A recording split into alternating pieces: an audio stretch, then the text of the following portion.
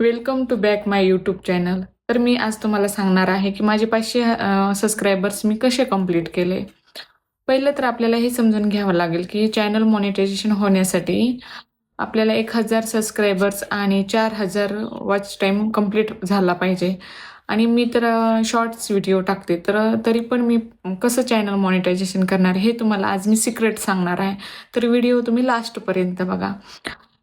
पहिल्यांदा तर आपल्याला शॉर्ट्स व्हिडिओ बनवून आपल्याला सबस्क्रायबर्स कंप्लीट करायचेत आणि 90 दिवसामध्ये 3 मिलियन व्ह्यूज पाहिजेत. तर माझे काही कंप्लीट झालेले नाहीत, पण 500 सबस्क्रायबर्स कंप्लीट झालेले आहेत आणि वॉच टाईम पण कंप्लीट नाही झाला. तर मी ते कसा कंप्लीट करते, तर शॉर्ट्स व्हिडिओला तर मॉनिटायझेशन व्हायला वेळ लागतो आणि वॉच टाईम पण कंप्लीट होत नाही. त्याच्यामुळे जर आपण लाईव्ह घेतला तर लाईव्हचा वॉच टाईम हे मॉनिटायझेशनला यूट्यूबकडून परमिशन आहे. जर आपण लाईव्ह घेतलं तर तो वॉच टाईम आपला काउंट केला जातो, जसं की शॉर्टचा केलेला जात नाही.